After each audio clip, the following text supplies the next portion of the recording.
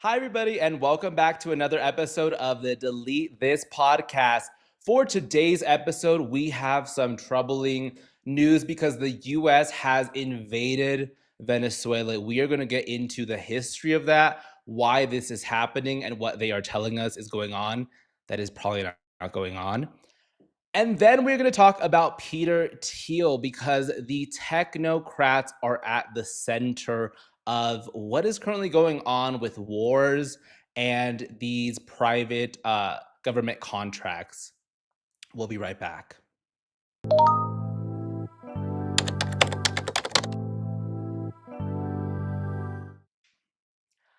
All right, you guys, thank you so much for joining us for today's episode. I would just like to say that if you guys would like to support us, we share information about our show, clips, updates, keep the conversation going on our different social media channels. So please go ahead and follow us if you guys have the opportunity to. For today's episode, we are going to be talking about what has been going on in Venezuela as of today. If you guys have not heard or are living under a rock, the US has bombed Caracas, Venezuela. As you can see there from the photo, if you do not know your geography, you can go ahead and refer to. I try to get a decent enough shot out so that people would know they didn't even know where South America was, just in case. But the US has captured the previously sitting president, Nicolás Maduro, and his wife, Celia Maduro. You guys can go ahead and take a look at this couple there.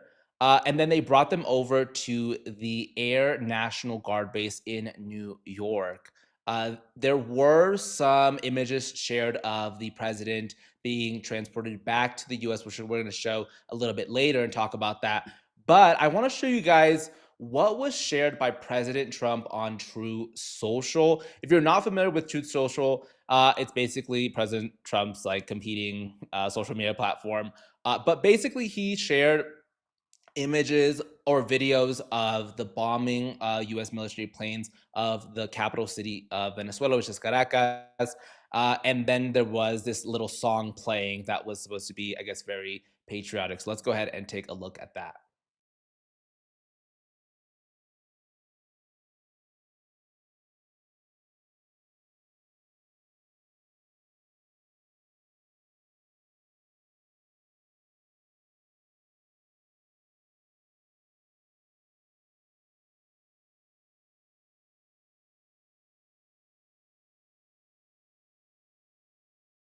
It's quite tragic, honestly, when a sitting president is making light of a bombing of another country and then taking over their president.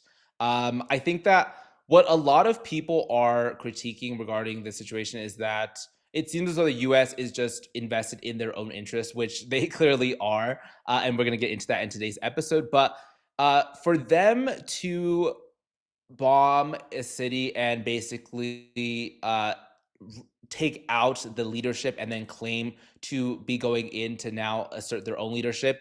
It seems like a very heavy hand at the president that was not supposed to be a wartime president, but the president that was supposed to be, I guess, a president of peace and prosperity. But none of that has folded out at all. In fact, this president has been involved in more wars directly and has been more brazen to be part of those wars. And then we as Americans just have to sit back and allow this to happen. I feel like the US is honestly itching for a revolution to happen or a revolt to happen, because this is not the country that most people in the US want. Most people do not want an interventionist United States that is using our taxpayer dollars to fight wars that nobody is benefiting from except for the top percent. The percentage of class, which we're going to get into later in this video, people like Peter Thiel who are just invested in their own interests and are private companies that are contracted by the government to serve for wars. So they benefit from dysfunction, chaos, war.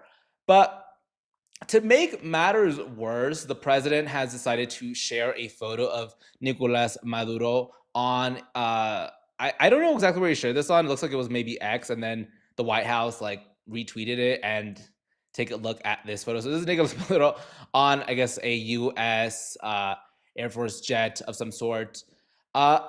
the thing about this is not that I am defending Nicolás Maduro, because we're going to get into a little bit about the background of Venezuela, but I am very, very much appalled at the actions of the US government in this regard. And unfortunately, actually, it looks like this is somewhat legal. It's kind of in a legal gray area. Like I said, we're going to get into this.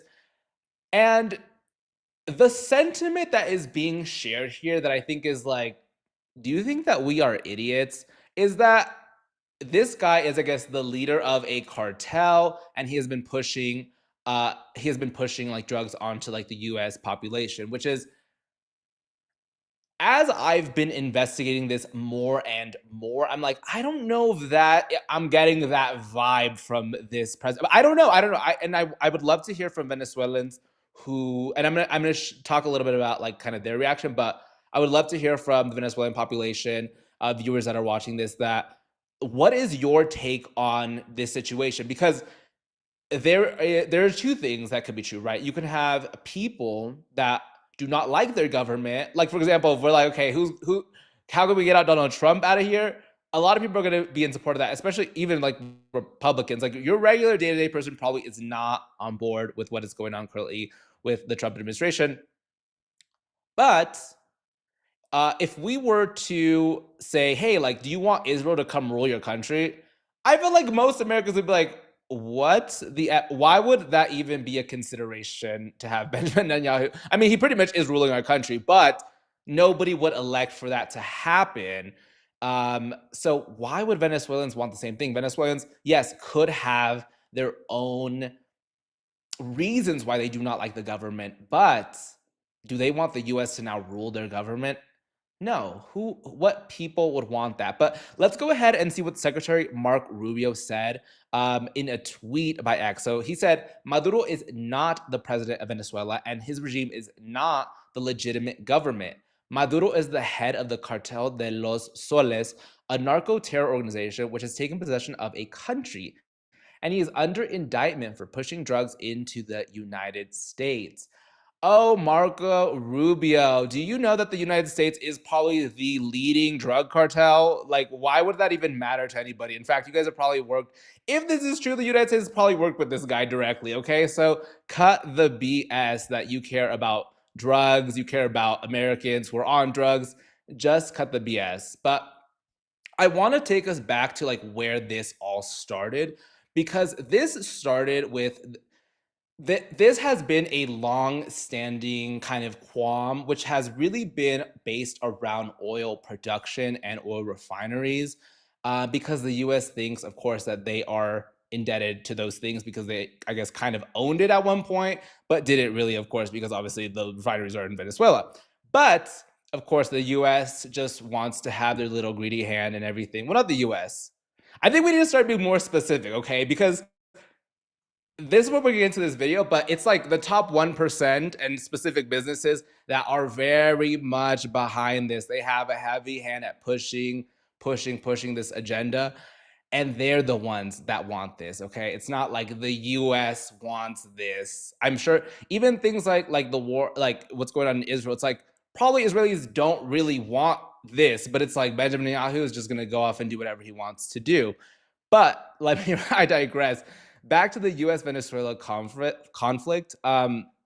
This is truly just a culture war, or a continuation of that kind of a culture war, and a vie for power.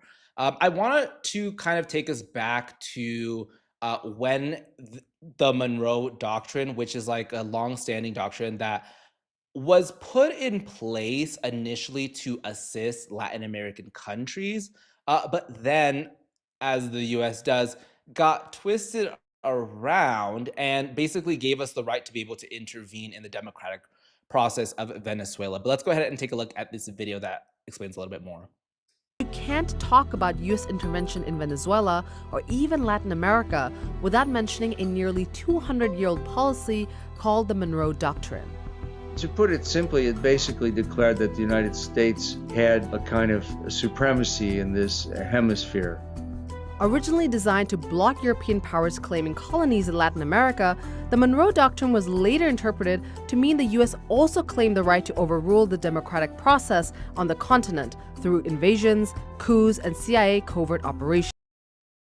So basically, the batshit demonic lawyers of the US got together and said, actually, we're going to use this doctrine now to say that we can invade your country whenever we want. We can do a coup if we want to. We can put in a new leader if we want to. We can do whatever the hell we want to your country. And the reason that this happened is because Venezuela has had a long standing foundation of oil production. Obviously, throughout like indigenous periods, like they knew of this oil. They would use this oil for several different things. But then in World War II is kind of when Venezuela's oil production really, really became a focal point of international relations. Venezuela actually used to have a very, very allied relationship with the United States. And not just the United States, they actually provided oil during World War II to the Allies. And if you're not familiar with the Allies, this is, I guess, like a general list of the flags here that represent the Allied nations that fought in World War II. So Venezuela was like very friendly with these countries. So before that, we had companies like Chevron, Shell, Exxon, all of those dominated the oil sector in Venezuela. Basically, there was this law that was called the hydrocarbons law. And it basically stated that there was going to be a 50-50 share of the oil, which meant that the Venezuelans would own the oil, and then the companies like Exxon, Shell, what was the other one that I mentioned, Chevron, they would be the ones that would be in charge of like the refinery process, the transportation, the marketing of the oil, like as gas, basically to like American population. So basically, it was like a 50-50 deal. So Venezuelans were like, okay, like we'll accept it. They probably provided a lot of like the infrastructure, which is why like President Trump now is saying like, oh, like we're gonna go and we're gonna invest like billions of dollars into like Venezuelans oil infrastructure. Like he announced that this morning. And the reason for that is because oil actually requires consistent maintenance. There's always like new processes to make the oil refinery process more efficient, more profitable, et cetera, et cetera. So it's a thing that from what I've understood, it's like it requires constant maintenance to deal with like this resource slash like business asset. But Venezuela eventually was like, wait, why the hell are we giving you guys 50%? I was like, wait, this is our oil. So in the 60s, they joined up with actually a lot of Arabic countries that are now well known for their oil production. And they created this organization called OPEC. I forget what that is an acronym for, but maybe we can pull that up. Um, but it's basically an organization that combines all of the main oil producers or providers. And they created this because they wanted to standardize the pricing of oil. Specifically, Venezuela was kind of like got the short end of the stick because after the war, the other like Arabic countries, they ended up finding like massive oil reserves, or like they kind of invested in like developing their oil production. And then so basically they had a lot more to offer and probably like at a better price than Venezuela. So they basically like outed Venezuela from that market. And yeah, so then they Venezuela and the other countries, they kind of band together like, well actually let's just like make the price the same across the board so that nobody is like really getting harmed, at least from like the production side. Because a lot of Venezuelan oil at that point, like, yes, there was a time when there was actually too much oil around and the cost and the value of oil was like very, very low. But basically Venezuela joined this group, and then now they're kind of like working together like, okay, let's figure out what the price of oil is. But this group then 13 years after its formation, so I said 1960 it forms, 1973 they then decide to raise the price of oil unilaterally, because like, wait, we own this asset and all of these other like Western countries are just benefiting from it. So this is what really begins like the US opposition also towards Iran. Like at the exact same time, Iran nationalizes its oil, just like Venezuela, which happened in 1976. So the oil was was nationalized, and then there it seems as though there was also like a mismanagement of the oil. But basically these foreign allies, because the oil became nationalized and they could no longer benefit from the oil production, they basically bankrupted Venezuela. And this is what they attempt to do to Iran. They attempt to place heavy sanctions, which basically means like, if you try to trade this, like there's going to be heavy taxes on you, for any country that does so. And then also we're actually asking other countries also to not work, like to not take your oil, or to like limit like their economic dealings with you. I'm sorry.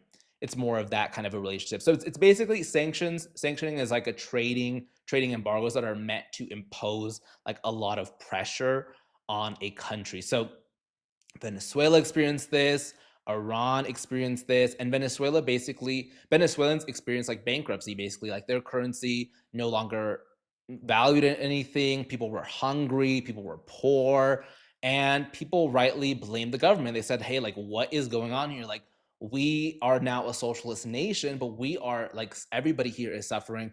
So it seemed like there were two things that happened. It's like the government was mismanaging the oil production, because I think at that time oil made up like 90% of their GDP. So it was a really big uh, production. But yeah, so oil became nationalized, and then you could see here, this is the year actually, or this is like around the time. There's kind of like a little bit of a dip because the sanctions take a while to come into place. And there's also like other historical things that are happening during the time. But you can kind of see based off this chart here, the dip in the production of the Venezuela's oil exports. Again, this is due to the sanctioning of Venezuela. Basically, they made it hard for them to trade their biggest asset. And then there was also some corruption seemingly going on inside of the government. But when this nationalization happened, ExxonMobil, Shell, Chevron, all of those companies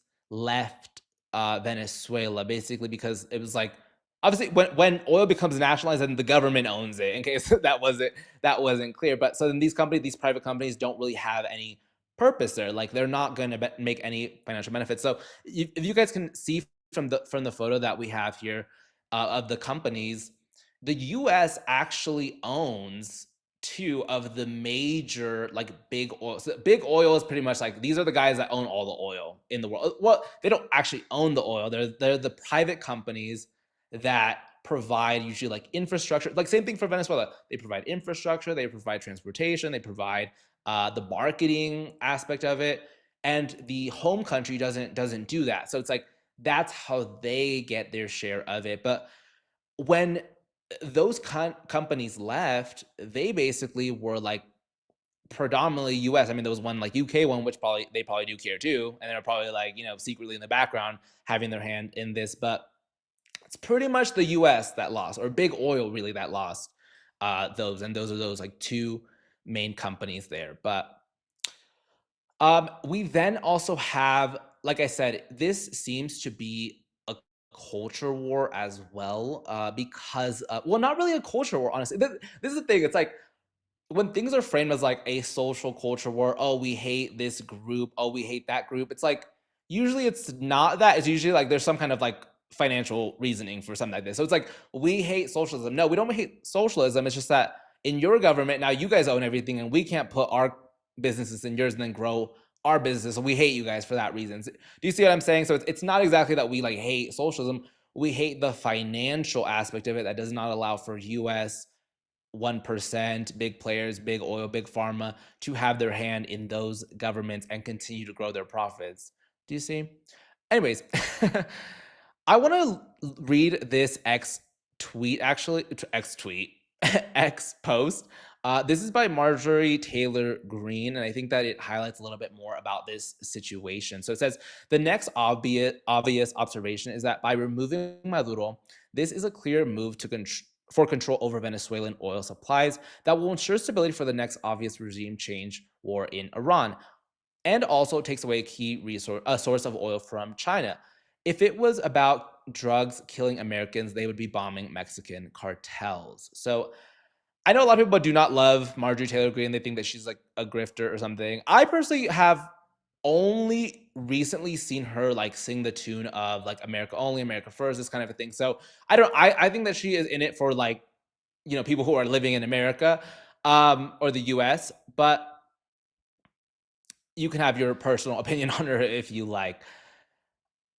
My thing is that in America, I think that an important aspect of what that America first or America only thing is not that we don't care about what is going on in other nations. That is far from the truth. But I think that Americans are tired of their taxpayer dollars, pretty much half their paycheck, going to absolutely nothing that they personally benefit from. Like, we don't have healthcare.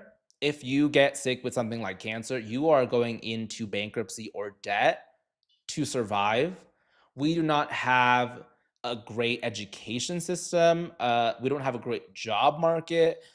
We don't have a lot of things that are not basic necessities, but are required for the thriving of a society. Yet we are constantly at war with other nations.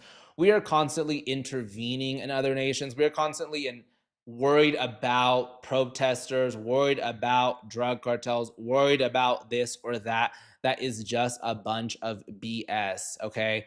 Just like this situation, okay? This has nothing, absolutely nothing to do with Americans that are dying from drug overdoses or Americans that are being fed pills at their doctor's office. This has everything to do with big oil and their investment in this. And obviously, the US has something to, or not even the US, again, the top 1%, the people who are behind all of this, those are the people that are actually coming to gain. And then we are just the, whatever you call it, the algae in the water that is just getting tossed around, thrown around. Yeah, and it's ridiculous. But anyways, I wanna I wanted to like look into this question of whether or not Nicolás Maduro is in fact a cartel leader, because I'm like, okay, what is this like new cartel that now that I'm hearing about it? I saw this article from the U.S. Treasury, and it says that Treasury sanctions Venezuelan cartel headed by Maduro. So they don't really provide too much information, too much evidence on his association with the cartel. So I'm like, okay. And then as I looked into it more, I was like, okay, this is a thing that people are just saying is true. People are just tweeting that it's true. At least provide us evidence, prove it to us that he is in fact part of a cartel, and prove to us that you guys are not working with them. Please, we need both evidences, or else I'm not taking it. But according to this press release by the Treasury, it says that he was associated with Tren de Aragua, which is Tren de Agua, which I think is the group that is part of. I forgot the nation that it's part of, but hopefully maybe we can pull that up as well. But it's another Latin American nation, and this is another cartel group that was associated by like the U.S. with, like, okay, now they were now marked as a terrorist group officially by the U.S. So this was what allowed a lot of like the mass like deportations, because they were like recognizing these people as, or these groups, cartels, gangs, as terrorist organizations. Tren, it looks like it is actually in Venezuela. So I guess maybe it's just another. It looks like it could be that he's associated with another gang that's in part of the same country. But I think part of me in my investigation, like I said, whenever I see a situation where it's like, okay, people are just saying this, I'm like, okay, where does this come from? Is this just online chatter? And you know that obviously governments control the internet, so obviously they're having their hand in like in the comment section and everything, trying to get people to think, yes, this is true, this is true, this is true, beating it into your head.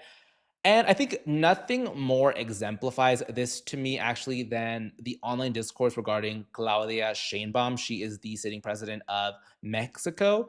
And my personal experience regarding like her reputation has been that I've gotten to know or tried to visit more of like, so I'm Mexican. I'm trying to get more connected with my roots and like visit my family more and all of that, and spend more time in Mexico just to get more acquainted with myself. And part of that has been just like talking to people about like politics in Mexico. Like I really don't have a say in it because I am an American. So I'm just like, I just want to learn like what do people think about like the president, or like what are the new initiatives that are going on. And Claudia Sheinbaum is someone that I constantly see on the internet gets so much hate. In fact, she is constantly associated with cartels, like she's not doing enough for them, and like it seems as though we have another cartel presidenta. Um, but when you talk to just people in real life about Claudia Sheinbaum, like actually they really like her, and there are actual statistical information regarding like her approval rating, and she has been consistently at like over 80%. Okay, I just want you to pause and think. U.S. sitting presidents usually are like at like 30%. I think like Joe Biden was at like 32% or something like that by the end of his presidency. So it's like people really like this person. And my personal experience has been with real people. They actually really like this person. So I don't know sometimes whether or not with what's going on with Venezuela, whether it's a situation where it's like, yes, people are poor, people are hungry, people like the value of their money does not match what it used to. And these are real situations. And then it's like you have governments that go in and then tell the citizens through social media, through other forms, hey, it's actually your president and he's doing X, Y, and Z. It's a form of disruption for any kind of, which by the way, a lot of probably every single country actually experiences this form of disruption because every single country has some kind of enemy ally. The US probably is going through this as well. When you're on your social media and you're like seeing comments and you're like, wait, like it's seeming like everyone's believing something, but like in my lived experience, I'm like, people don't really believe this. Do you know what I mean? Like people are like, everybody's saying something is true, but like in my experience, I don't know if that is true. Anyways, I think the question here is about, like I said, it's about oil. And I just want us to look at this graph here and take a look at who is the largest importer of Venezuelan oil. This is in comment or reference to Marjorie Taylor Greene's comment because she said that it was like taking a valuable asset from China. It does look like they are the largest importer of Venezuelan oil. But when I was looking at like China's top suppliers, it looked like Venezuela was not part of that list. They seem to be, you could still see from this, if you guys want to pause and like zoom in, you could still see like in each country, what is like the total amount that is exported and imported to China specifically. But yeah, Venezuela is not like towards the top. I do think that like, I think it's more of a situation where these big oil companies, again, if we could pull up that photo, they want to own the oil because they are not citizens of any of the Arabic nations that own oil or Venezuela. These are like, as you could see here, these are European American countries that own oil. They just want to own all of it. Okay, they want to own Venezuelans oil. They know that the government is probably weak. Probably the citizens also don't like it. They know that it's probably susceptible to be able to fall. But like I said, I want to hear from Venezuelans who are watching this episode. Whenever you're catching it, please let me know what you think about this subject. This is what CNN put out regarding Venezuelans and this subject. It looks like they are all very happy. Let's take a look.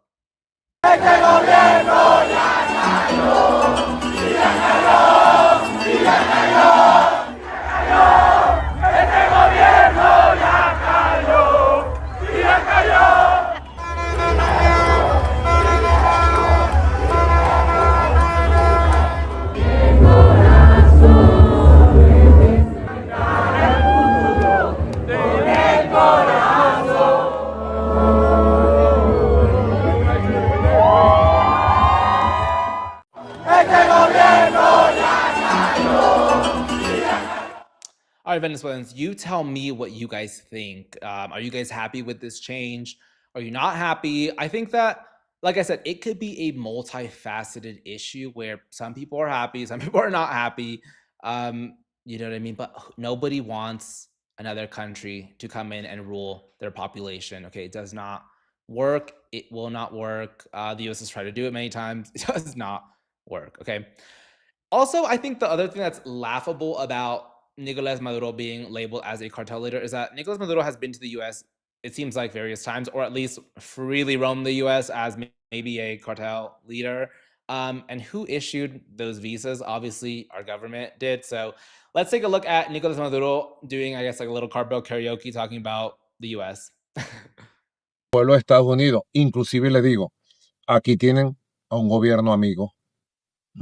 Yo conozco bien Estados Unidos. bastante manejado así por Nueva York, Boston, Baltimore, Filadelfia, New Jersey, Queens, Manhattan, Washington, bastante manejado. Yo le dije al presidente de Estados Unidos eso, bastante conozco. La avenida Constitution, que es bellísima. La avenida Pensilvania, donde queda la estatua en homenaje a Bolívar. El monumento a Lincoln, que es una belleza, el Dentro del monumento a Lincoln. Congreso. Sí. Y bastante manejado por allá.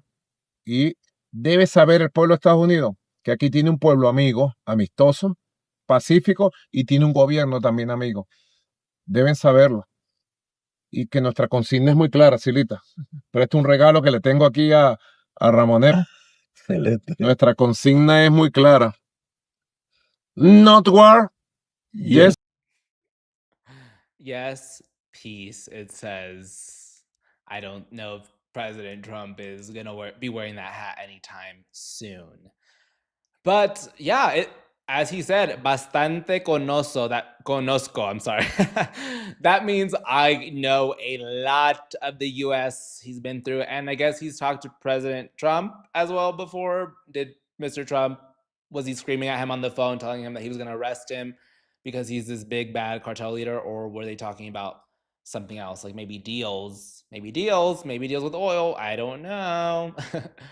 Maybe warnings too. Anyways, it looks like this has gotten a cosign by Benjamin Netanyahu, the prime minister of Israel. So you know that this cannot be good. This cannot be a good decision. All right. It says, congratulations, President at the real Donald Trump, for your bold and historic leadership on behalf of freedom and justice. I salute your decision, a decisive resolve, and the brilliant action of your brave soldiers. Thank you, Benjamin Netanyahu, for your elaboration or your application of the word justice. You surely do not use it on yourself much. Anyways, before we jump back in, I want to say a quick thank you for supporting this show, for tuning in. Anybody who's watching us live, thank you guys so much for joining us live. Thank you for taking time out of your day to join us. But if you're tuning this show live, watching it later, please know that you guys can support us, or you guys can catch our show on various different platforms like Spotify, YouTube, Apple Music, Amazon podcast, I believe, as well. But if you guys cannot remember that long list that I just shared right now, please go ahead and support our podcast here with scanning just this QR code, or if you're listening to this, just go to my profile and you can find me there. All right, let's get back into it.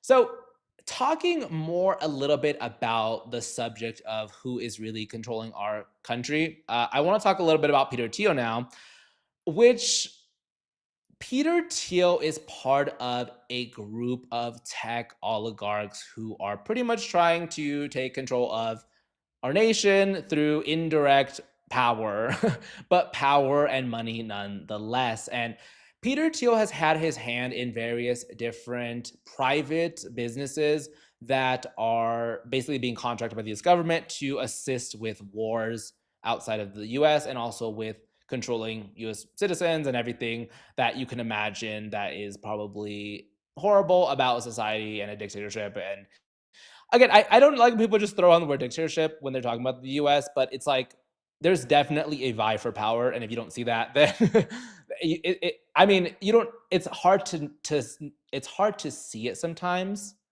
because sometimes it's very covert. But that's the reason why I wanted to talk about Peter Thiel, is because he is a very covert guy, because he's very well known to a lot of people, obviously, as like a billionaire. He's the owner of various different, or investor and founder of various different large tech companies. But a lot of people don't know like details about his life. And from what I've seen a lot in YouTube or social media, is that people call him like the Antichrist. And I negate that, because I think Peter Thiel is very much a human. He's very much socialized. He's very much has been taught certain things through his upbringing, and we're going to get into all of that. So the first thing that I want us to look at is Peter Thiel's background in Germany. So actually, Peter Thiel was born to a father named Klaus Thiel, which is very German. Um, and you guessed it right, okay? Because during that time, Germany was still under some occupation of the Nazi Party. Obviously, people are familiar with what the Nazis are. I'm not going to get into those details, but people are familiar with it. And Peter Thiel, when you look this guy up, and I'm going to show you guys later on this little clip, but his family was pretty much fleeing Germany and fleeing every other place because they had a fear of liberalism, and they wanted, allegedly, in my opinion, in my research, they wanted to find places that had a Naziist regime. Okay, so like I said, he was born in 1967, Peter Thiel, and he was born in Germany. Okay, so after that, oh, I'm sorry. I want to mention too that Klaus Thiel is actually a chemical engineer. So he is somebody that is high up in government in terms of the kinds of people that he is associated with. So he is politically really like allegedly a Nazi. Okay. Anyways, because obviously the loss of Germany during World War II, they then like oust Nazi Germany. Klaus Thiel realizes, he's like, wait, my son, I don't want my son to be learning like this very like liberal stuff. Like I actually want him to be educated in like a Nazi regime. So then they move to South Africa. And this is in 1971, 1977 to 1977, which is 6 years. And there Thiel attended, of course, a German language school. Okay. This clipping that we are showing here talks about the town that Peter Thiel was born into. We could show that original New York Times newspaper clipping. So this is an actual clipping, but let's go ahead and show the New York Times version. So this is actually a digitized version of this clipping. And I'll go ahead and read from this article. So the article says, okay, so the town, I'm sorry, I should specify. Peter Thiel moves, their family moves to, I believe they're in Johannesburg first, and then eventually they move to Swakopmund for 2 years. So this is an article about like the way that society was in Swakopmund during the time that Peter Thiel lived there. Southwest Africa, Hail Hitler, I'm sorry for that, but that's what it says, said the black gas station attendant matter-of-factly to the department customer, raising his right arm to the traditional height. He offered the outdated salute after a pleasant conversation in which he explained the fluency of his German by the fact that his father had been a Feldwebel or sergeant in the German Imperial Army in this former German colony. It appeared not to be a joke, but rather a greeting that he had exchanged before with German customers. When I first came here, the German girl at the reception desk of the Hansa Hotel said, I could hardly believe it. This place is more German than Germany. So that is a little bit about the background of Swakopmund, which is, like I said, it's a small town in Southwest Africa, and I believe that area later becomes known as Namibia.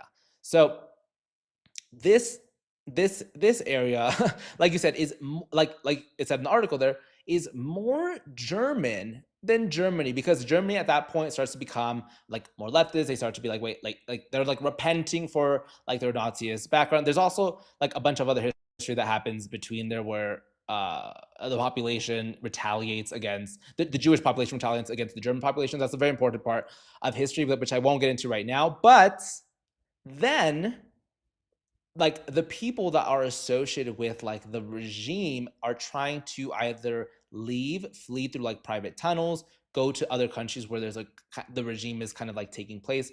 There's a start of this kind of a revolution in those areas, like a little mini revolution. So that is really what takes fold here in Swakopmund. And then, funny enough, the family then moves to San Mateo, California.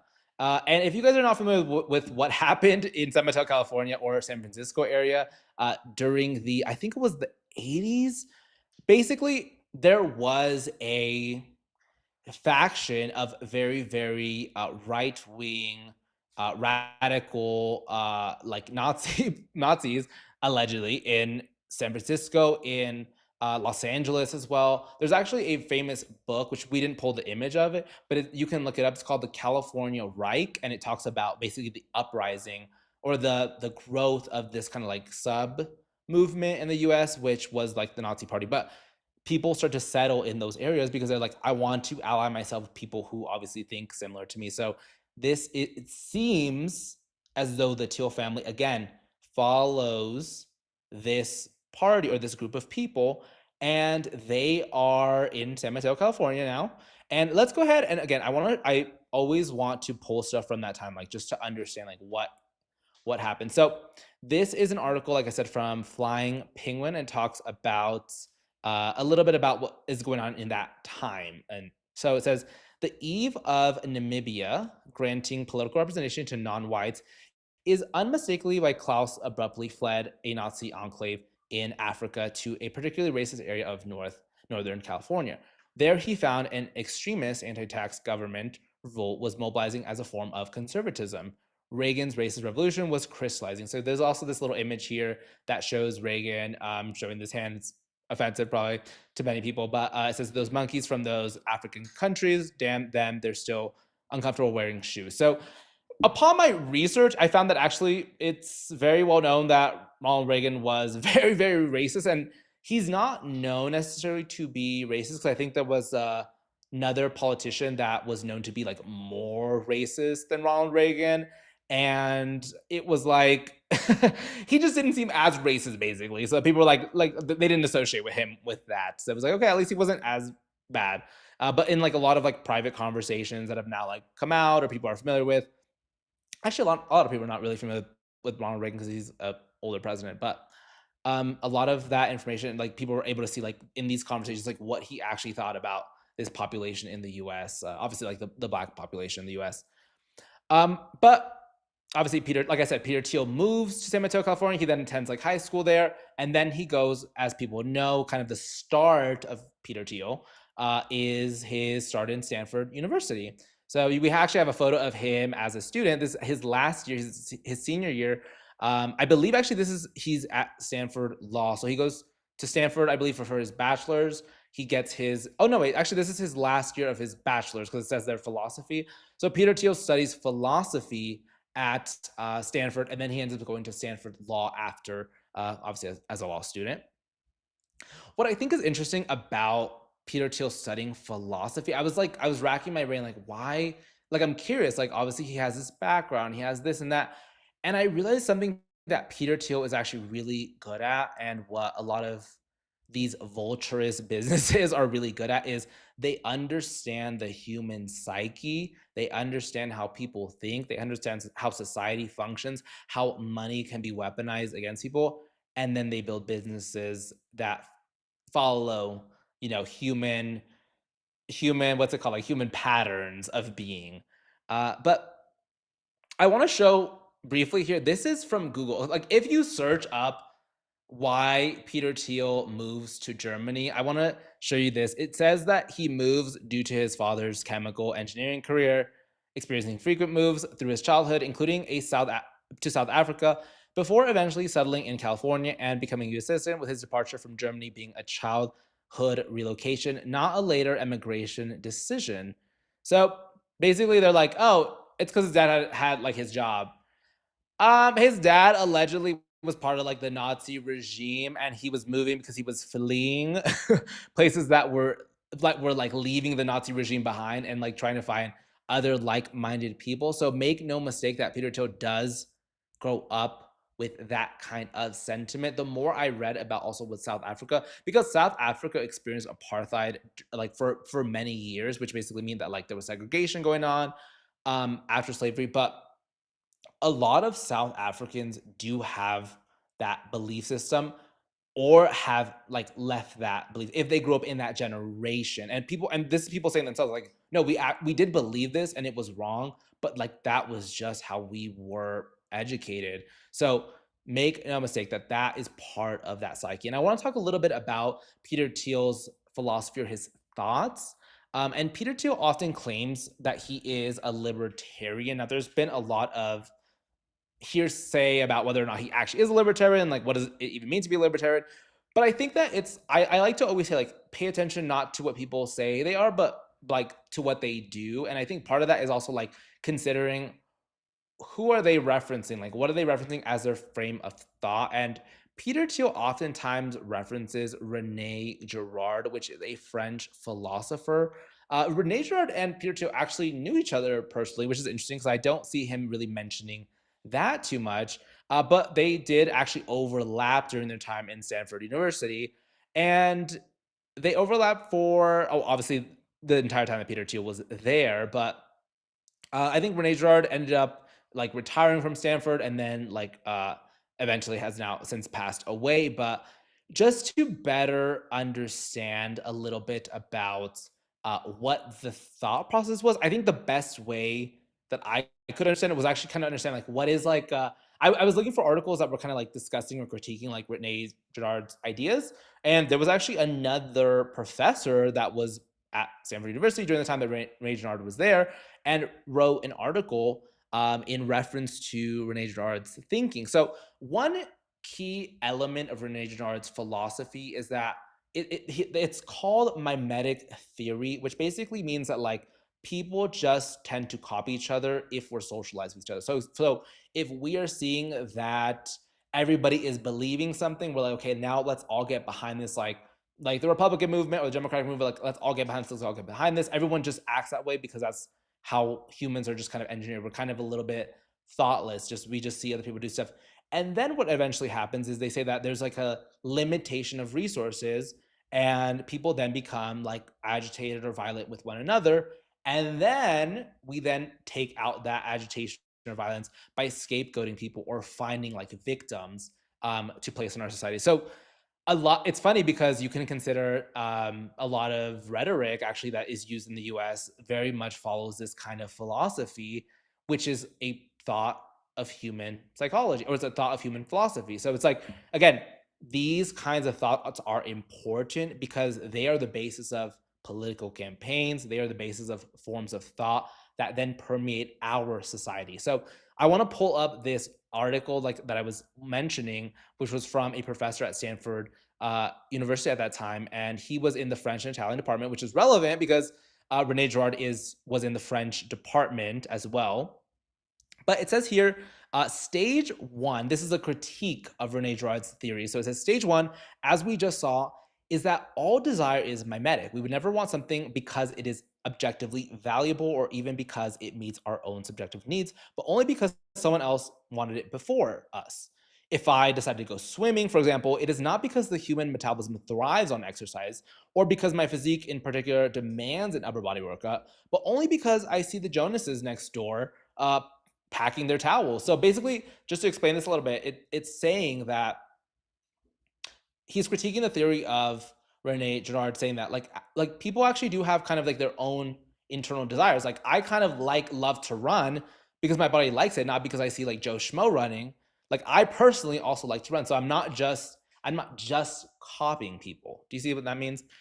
Then later on in that same article, it talks about stage two, and then it says stage two, which we're going to pull up right now, of the theory piggybacks on stage one. Since all desire is mimetic, that means that any given object in the world is either not desired by anyone or desired by more than one person. This inevitably leads to rivalry. Rivalry in turn leads to violence. As soon as we desire something that is desired by a model sufficiently close to us in time, space and time, we strive to snatch the object away from him, and rivalry becomes him and us. Rivalry between him and us is inevitable. So what that basically means is like, okay, there are limited resources, and now that is where conflict arises. This is Rene Girard's thinking, but this is, like I mentioned, this is this critique by Joshua Landy, which I didn't mention before, the professor saying like, I don't think that makes sense. Like just because now there's limited resources, now I hate this person. Like it seems like I need a little bit more to hate somebody than just like there's only one cup of like because there's only one cup of water, we're gonna fight over that water. Like I think I'm okay with just like letting you have it. Do you know what I mean? Like I don't have to fight over something limited. Like humans are a little bit more complex in their thought. All right, now going back to the article for the last time, it says here, mimetic desire then is not sufficient to cause rivalry. More than that, it's not even necessary. Consider the case of oil. Many assume with some justification that the main cause of the 1990 to 91 Gulf War had much to do with access to oil fields. Shall we say that the United States and its allies took an interest in those oil fields to the point of being willing to kill and die for them only because the Iraqis had taken an interest in them first? Or should we rather say that people like oil because for good or ill, it helps them stay warm, make stuff, and get around? One could multiply the examples endlessly. The world is full of conflicts, large and small, that have nothing to do with mimetic desire. Now, the reason why this becomes relevant is because, like I said, Peter Thiel has his hands in various different important private companies that have contracts for defense, have contracts for government surveillance, have contracts for our future.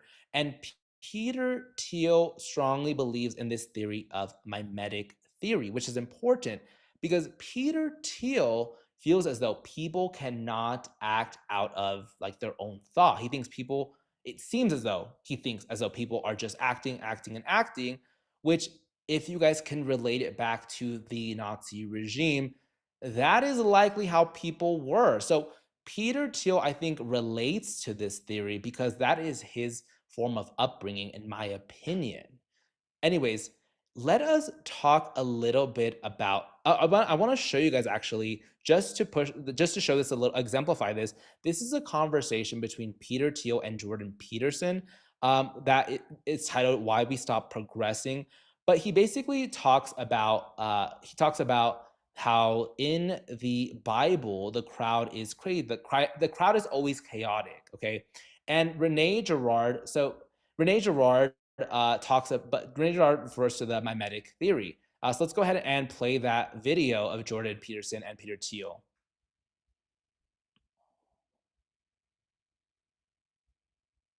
I don't think that we actually pulled it, but just to reference here, actually, just to describe what was in the video, basically, Peter Thiel just refers to the people in the Bible. He talks about a Bible story where the people are always like crazy and mad.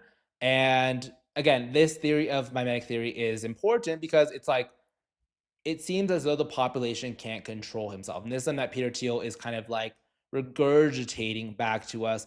Peter Thiel, and I think that this is important to note because again, when looking back historically, it seemed as though Christianity was always being co-opted, not always, was sometimes being co-opted for a larger thing. So in Nazi Germany, Christianity was also co-opted for a larger regime, but behind doors, like Christianity was kind of mocked. Like Adolf Hitler was like, he's not really a Christian, allegedly. But we can see remnants of this even in our society, even in our government now, where it's like, I don't know if anybody has seen that video with Donald Trump where they ask him like what's his favorite Bible verse, and he's like, all of them. I love all of them, but the whole Bible's good. And then they're like just you don't want to give us just one verse? He's like, nope, can't pick one.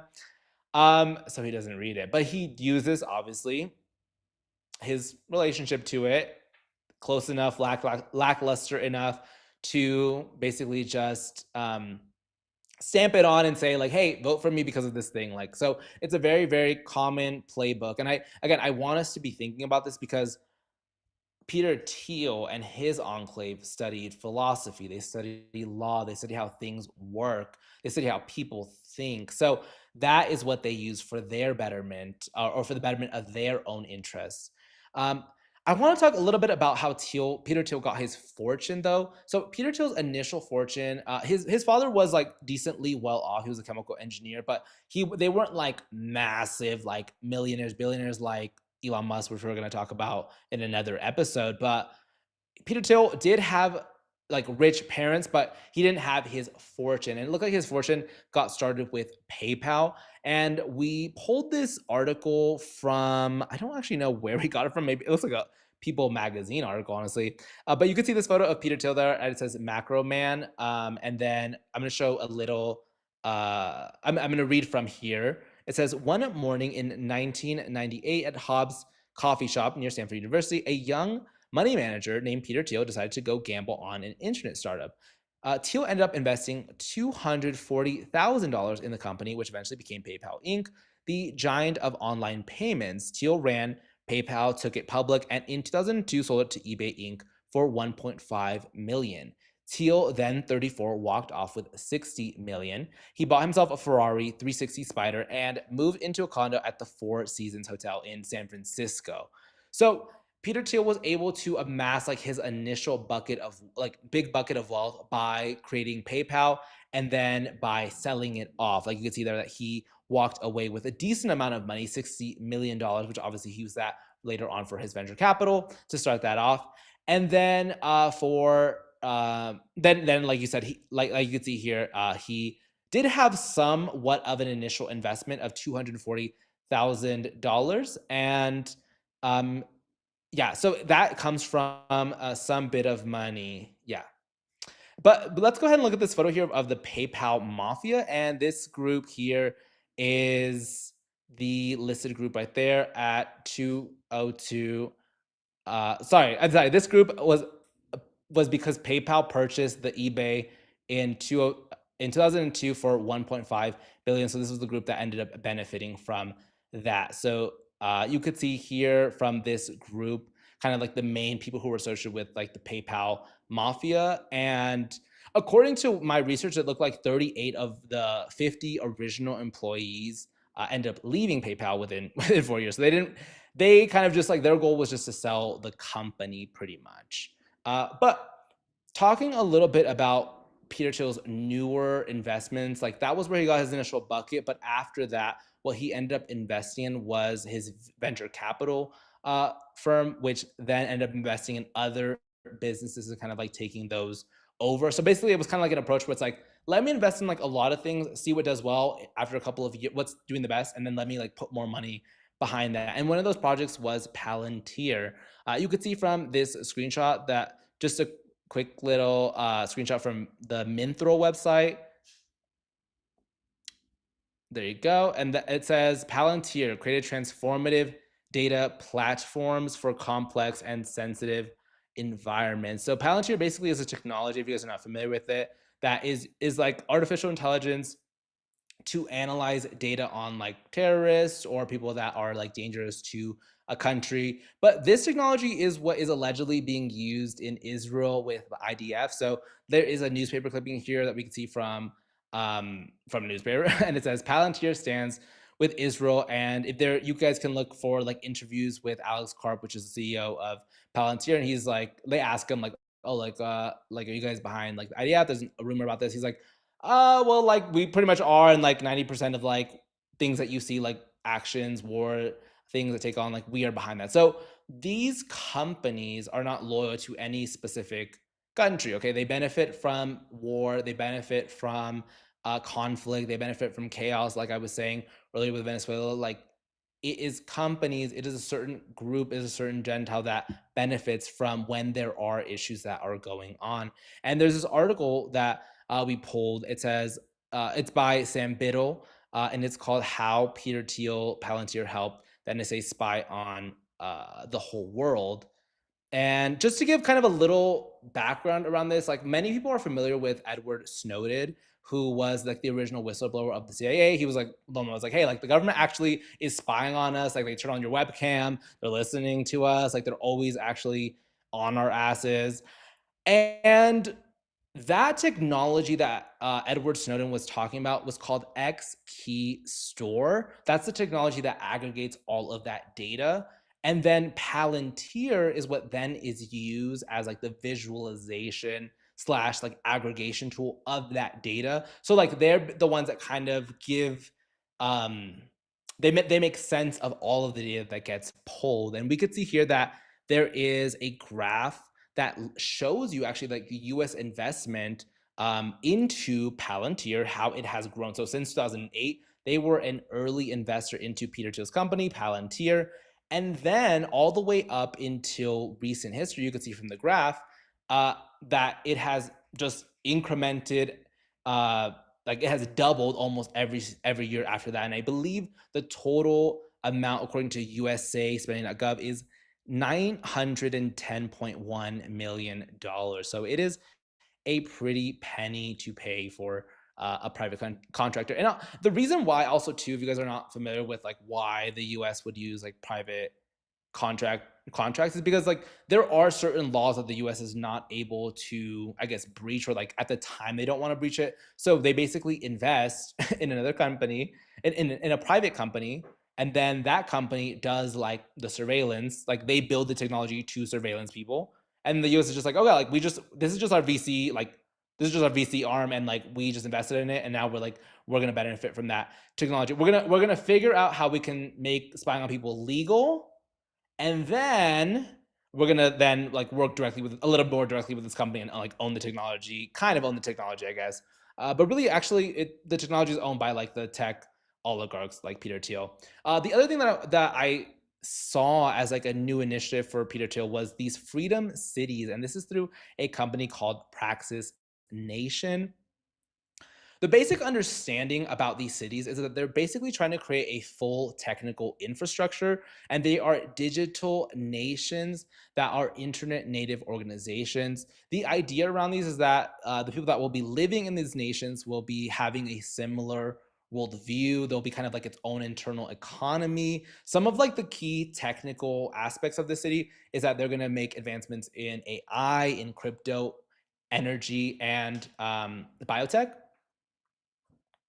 So my concern, not my concern, but it's just that when we think about fully technical cities, I think that it's important to think about like the digital era, which is that things can and will be turned on and off because everything is digital. We are moving more and more into an era where we do not actually own any possessions, okay? All of our books are inside of our phones. All of our TV and media is in our TVs and our computers and our phones. We don't really own things really anymore in this world. We don't own homes anymore because other people are buying them up. In fact, people in my generation, it's really a dream. It's it's kind of like a long goal to own a home. And when this kind of a society begins to get formed, you start to realize that there are a lot of vulnerabilities with a fully technical state because basically nobody owns things. Things can be turned on and off. And the important thing to consider about this is that Praxis Nation is already starting to look at like where they want to settle or where they want to create these nations, and they're looking at publicly auctioned land in the U.S. and they're also looking at Greenland, which, as President Trump has been stating, it's like we are trying to take over Greenland. Greenland's like, wait, we're not for sale, you guys. Please don't take us over.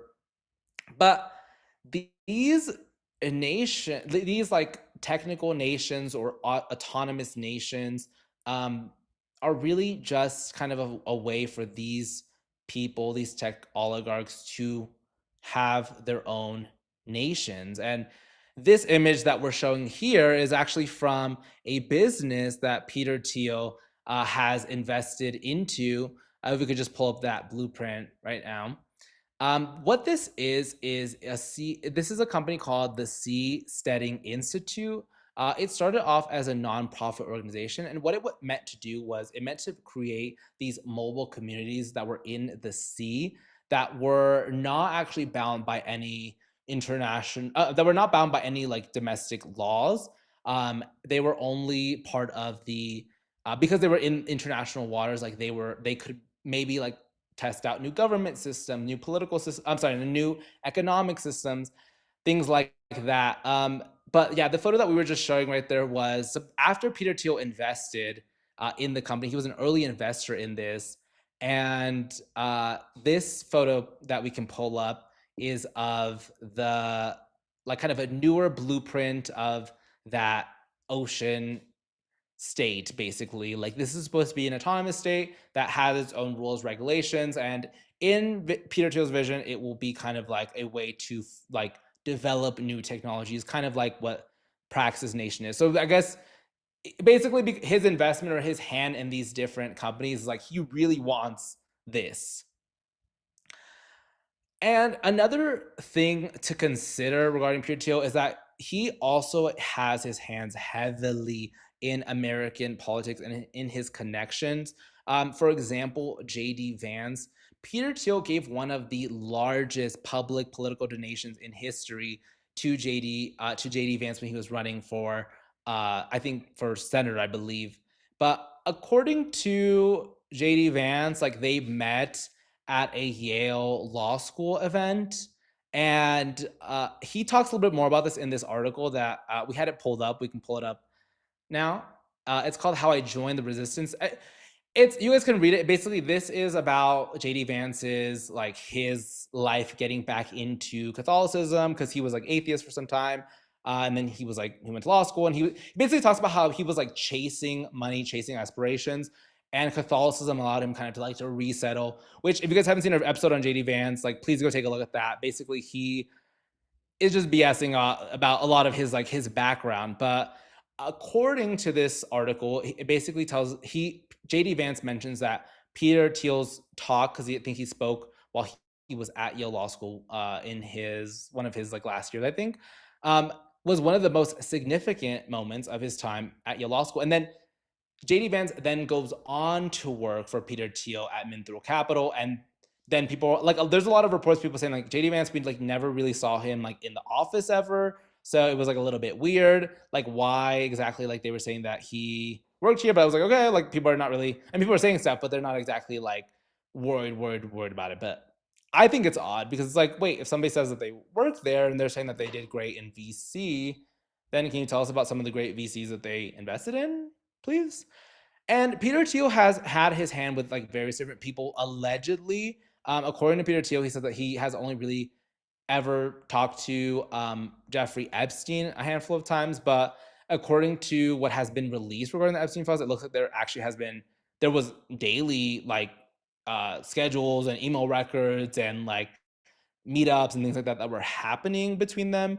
And they also had like financial ties. I believe that it says Epstein invested $40 million into Valor Ventures, which is one of Peter Thiel's VC firms. So it's a little bit interesting that how all these relationships come into play and how these people that are in power kind of stay in power one way or another. Like people say about Jeffrey Epstein, it's like the first time that he was arrested, like they were just collecting the evidence, basically. Like the police got the evidence out of his place, and so that the next time he would get arrested, that there was nothing to hold him, and they never really even arrested him when they did. Like he got to go home like 5 days of the week, I think, and then like just slept in the cell or something like that. But he was not even arrested.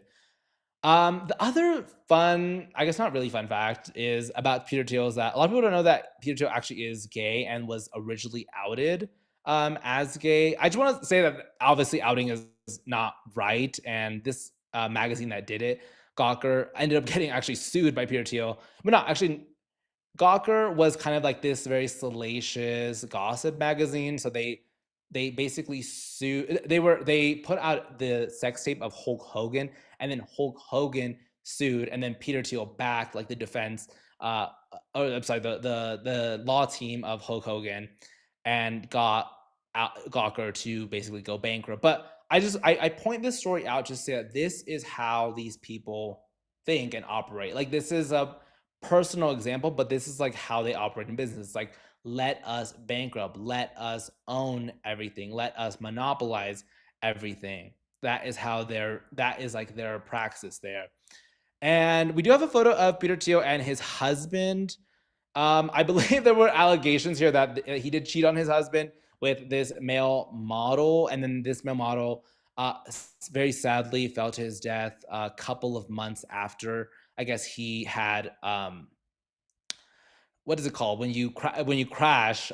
He crashed like a New Year's Eve party between Peter Thiel and his husband, and that was like another like, oh, you kind of did something crazy.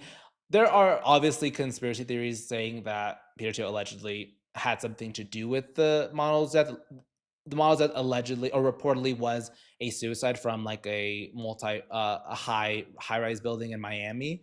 And the reason why people have questioned whether or not it's a suicide have been that I think the management came out, and then like other friends of the model. The model's name was, let me see, I have that written down. Jeff Thomas. So Jeff Thomas's friends and then his manager were saying that, oh, actually Jeff was talking to us and saying that he was really excited about his move to Miami. So Jeff ended up moving to Miami because he had previously lived in a home, $30 million home that was provided by Peter Thiel allegedly, and had like his entire lifestyle basically funded by Peter Thiel. And then he ended up moving to Miami to be able to start like a new life and like kind of leave Peter Thiel. But then he had this like moment in New Year's Eve. The husband then realized, oh, Peter Thiel is cheating on me. Probably, allegedly, maybe could be happening, like, but maybe it's like a don't ask, like don't tell, or don't say anything kind of vibe. And then like Peter Thiel maybe didn't like that this then got picked up by the Daily Mail and other news outlets, and put his business out there. Like, I think what I think is interesting about like kind of his dating life or like his, I guess, sexuality is just that like he hasn't ever really wanted it out there. And when there's kind of been an issue regarding it, it's like he has acted very like in the ones that we at least know about, he bankrupted the company, but in this other one, I can get the vibe that he might not like, obviously, that this affair is being exposed. In fact, I think that this is the only photo that I found with Peter Thiel and his husband that's on the internet. And funny enough, Barry Weiss is actually cropped out of the photo, which is Barry Weiss, obviously a new editor-in-chief of CBS, who has just been put there and is not even talented or has like that too much value to provide for the company because she's not even really a journalist, in my opinion. But yeah, she's there, she's up there. But I want to just end off and just say that like I think that, like I said, saying that Peter Thiel is the Antichrist just does a disservice to him, because he is very much just like one of us, meaning that he is not some kind of superhuman or supernatural thing. Even though I do think that out of the bunch of like technocrats, he's the only one that I think actually is smart. Like the other ones are just like fake smart. Um, but he's a human. Like I said, he's socialized. He has been trained. He has been taught certain things. He has obtained a lot of wealth, and with a lot of money and a lot of power comes a lot of sometimes corruption, sometimes like wanting more and more greed over that power.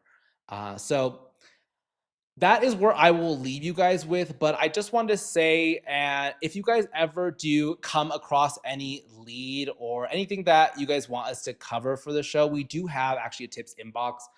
You guys can write to us at it's therealkevinm.info@gmail.com. So please reach out to us there if you guys have anything that you guys want us to cover. But I want to thank you guys so much for hanging out with us for today's episode. Like I said, our episodes are available on Spotify, YouTube, Apple Music, also Amazon Podcast or Amazon Music. But we'll see you guys next time. So take care, you guys.